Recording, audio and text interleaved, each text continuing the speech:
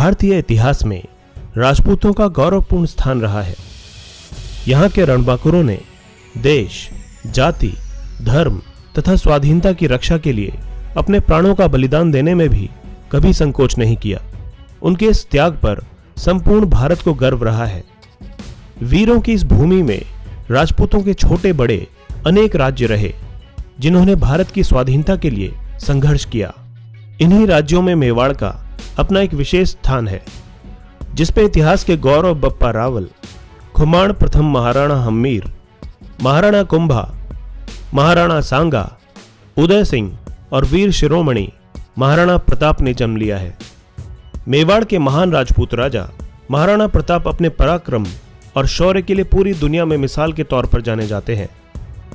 एक ऐसा राजपूत सम्राट जिसने जंगलों में रहना पसंद किया, लेकिन कभी विदेशी मुगलों की दास्ता स्वीकार नहीं की।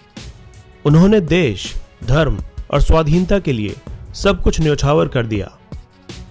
प्रताप के काल में दिल्ली में मुगल सम्राट अकबर का शासन था, जो भारत के सभी राजा महाराजाओं को अपने अधीन कर मुगल साम्राज्य की स्थापना कर इस्लामिक परचम को पूरे हिंदुस्तान में फहराना चाहता था। इसके लिए उसने नीति और अनीति दोनों का ही सहारा लिया। 30 वर्षों के लगातार प्रयास के बावजूद अकबर महाराणा प्रताप को बंदी न बना सका। महाराणा प्रताप का जन्म 9 मई 1540 को राजस्थान के कुंभलगढ़ दुर्ग में हुआ था। उनके पिता महाराजा उदय सिंह द्वितीय और माता महारानी जयवंता बाई थीं। वे राणा सांगा के पोते थे। महाराणा प्रताप को बचपन में सभी कीका के नाम से पुकारा करते थे। जिस समय महाराणा प्रताप ने मेवाड़ की गद्दी संभाली, उस समय राजपूताना साम्राज्य बेहद नाजुक दौर से गुजर रहा था।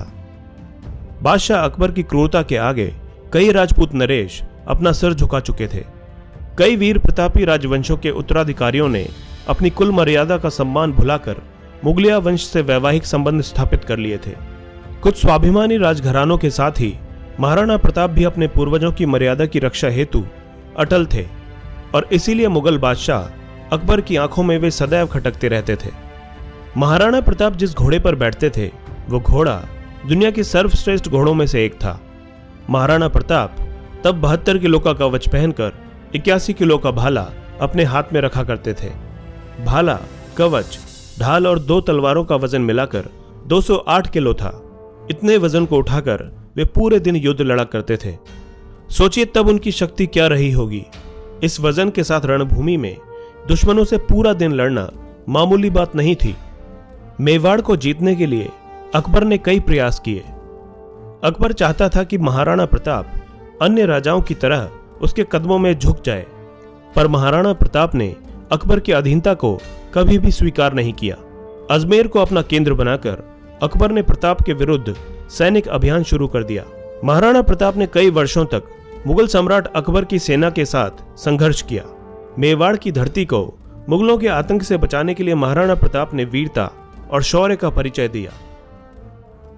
प्रताप की वीरता ऐसी थी कि उनके दुश्मन भी उनके युद्ध कौशल के कायल थे।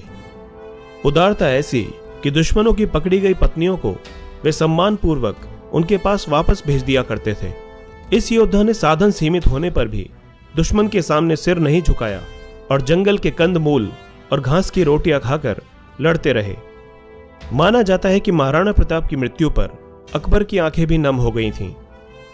अकबर ने भी कहा था कि देशभक्त हो तो महाराणा प्रताप जैसा। अपनी विशाल मुगलिया सेना, बेमिसाल बारूद खाने, युद्ध की नवीन पद्धतियों के जानकारों से युक्त सलाहकारों, गुप्तचरों की लंबी फेहरिस्त, कूटनीति के उपरांत भी जब मुगल बादशाह अकबर समस्त प्रयासों के बाद भी महाराणा प्रताप को झुकाने में असफल रहा, तो उसने आमेर के महाराजा भगवान दास के भतीजे कुंवर मान सिंह, जिसकी बुआ जोधाबाई थी, को विशाल सेना के साथ डूंगरपुर और उदयपुर के शासकों को अधीनता स्वीकार करने हेतु विवश करने के लक्ष्य के साथ भेजा। मानसिंह की सेना के समक्ष डूंगरपुर राज्य अधिक प्रतिरोध नहीं कर सका। इसके बाद कुंवर मानसिंह महाराणा प्रताप को समझाने के लिए उदयपुर पहुंचे।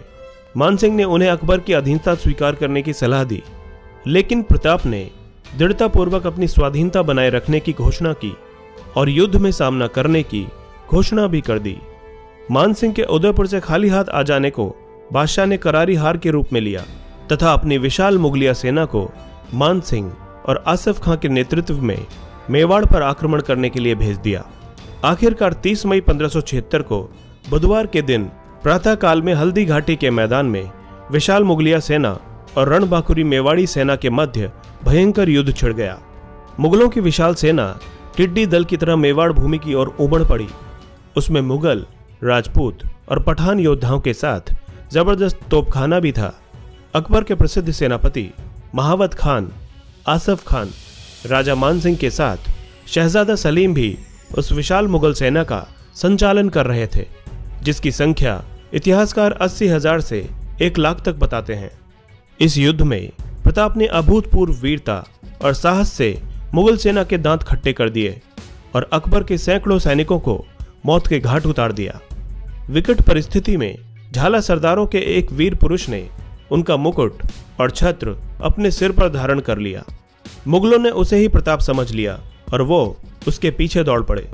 इस प्रकार उन्होंने राणा को युद्ध क्षेत्र से निकल जाने का अवसर प्रदान कर दिया। बाद में हल्दी घाटी के युद्ध में करीब 20,000 राजपूतों को साथ लेकर महाराणा प्रताप ने मुगल सरदार राजा मान सिंह के 80,000 की सेना का सामना किया। इसमें अकबर ने अपने पुत्र सलीम यानी कि जहांगीर को युद्ध के लिए भेजा था। जहांगीर को भी मुंह की खानी पड़ी और वो भी युद्ध का मैदान छोड़कर भाग गया। बाद में सलीम ने अपनी सेना को एकत्रित कर फिर से महाराणा प्रताप पर आक्रमण किया और इस बार एक भयंकर युद्ध हुआ। इस युद्ध में महाराणा प्रताप का प्रिय घोड़ा चेतक घायल हो गया। राजपूतों ने बहादुरी के साथ मुगलों का मुकाबला किया, परंतु मैदानी तोपों तथा बंदूकधारियों से सुसज्जित शत्रु की विशाल सेना के सामने समूचा पराक्रम निष्फल रहा। युद्ध भूमि पर उपस्थित 22,000 राजपूत सैनिकों में केवल 8,000 ही जीवित रह पाए। महाराणा प्रताप को जंगल में आश्रय लेना पड़ा। महाराणा प्रताप के सबसे प्रिय घोड़े का नाम चेतक था। चेतक बहुत ही समझदार और स्थिति को पल में ही भांप जाने वाला घोड़ा था। उसने कई मौकों पर महाराणा प्रताप की जान बचाई थी। हल्दी घाटी के युद्ध के दौरान प्रताप अपने पराक्रमी चेतक पर सवार होकर पहाड़ की ओर जा रहे थे। तब उनके पीछे 2 मुगल सैनिक लगे हुए थे। चेतक ने तेज रफ्तार पकड़ ली, लेकिन रास्ते में एक पहाड़ी नाला बह रहा था। युद्ध में घायल चेतक 21 फुट चौड़े इस नाले को फुर्ती से लांघ गया, परंतु मुगल उसे पार न कर पाए। हालांकि चेतक इस लंबी छलांग से बुरी तरह घायल हो गया था, पर महाराणा को सही सलामत पहुंचा दिया और शहीद होकर यादों में अमर हो गया। महाराणा प्रताप का हल्दी घाटी के युद्ध के बाद का समय पहाड़ों और जंगलों में ही व्यतीत हुआ। अपनी गुरिल्ला युद्ध नीति द्वारा उन्होंने अकबर को कई बार मात दी थी। महाराणा प्रताप चित्तौड़ छोड़कर जंगलों में रहने लगे। अब वे घास की रोटियों और पोखरों के पानी पर ही आश्रित थे। अरावली की गुफाएं ही अब उनका आवास थीं और शिला ही शैया थी। मुगल चाहते थे कि महाराणा प्रताप किसी भी तरह अकबर की अधीनता स्वीकार कर ले और दीन-ए इलाही का धर्म अपना ले। इसके लिए उन्होंने महाराणा प्रताप तक कई प्रलोभन संदेश भी भिजवाए, लेकिन महाराणा प्रताप अपने निश्चय पर अडिग रहे। कई छोटे राजाओं ने महाराणा प्रताप से अपने राज्य में रहने की गुजारिश की, लेकिन मेवाड़ की भूमि को और मुगल आधिपत्य से बचाने के लिए महाराणा प्रताप ने प्रतिज्ञा की थी कि जब तक मेवाड़ आज़ाद नहीं होगा वे महलों को छोड़कर जंगलों में निवास करेंगे। स्वादिष्ट भोजन को त्याग कर कंदमूल और फलों से ही पेट भरेंगे, लेकिन अकबर का आधिपत्य कभी स्वीकार नहीं करेंगे। जंगल में रहकर ही महाराणा प्रताप ने भीलों की शक्ति को पहचान कर छापामार युद्ध पद्धति से अनेक बार मुगल सेना को कठिनाइयों में डाला था। बाद में मेवाड़ के गौरव भामा शाह ने महाराणा के चरणों में अपनी समस्त संपत्ति रख दी। भामा शाह ने 20 लाख अशरफियां और 25 लाख रुपए महाराणा को भेंट किए। महाराणा इस प्रचुर संपत्ति से पुनः सैन्य संगठन में लग गए। इस अनुपम सहायता से प्रोत्साहित होकर महाराणा ने अपने सैन्य बल का पुनर्गठन किया तथा उनकी सेना में नवजीवन का संचार हुआ। महाराणा प्रताप ने पुनः कुंभलगढ़ पर अपना कब्जा स्थापित करते हुए शाही फौजों द्वारा स्थापित थानों और ठिकानों पर अपना आक्रमण जारी रखा। बाद में मुगल बादशाह अकबर ने एक और विशाल सेना शाहबाज खान के नेतृत्व में मेवाड़ भेजी।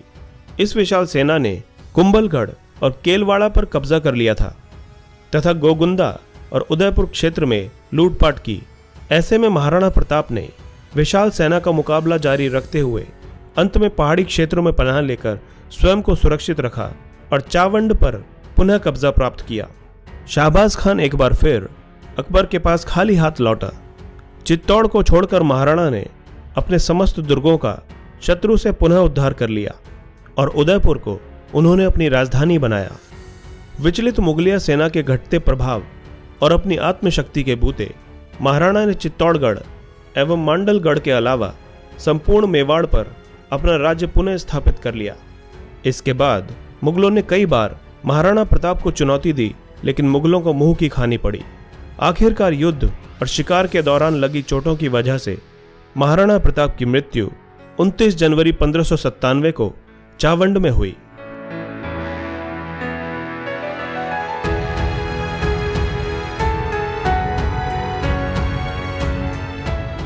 दोस्तों, इसी तरह की इंटरेस्टिंग और इन्फॉर्मेटिव वीडियोस देखने के लिए हमारे चैनल हिस्टोरिक हिंदी को आज ही सब्सक्राइब करें और बेल आइकन को दबाना ना भूलें।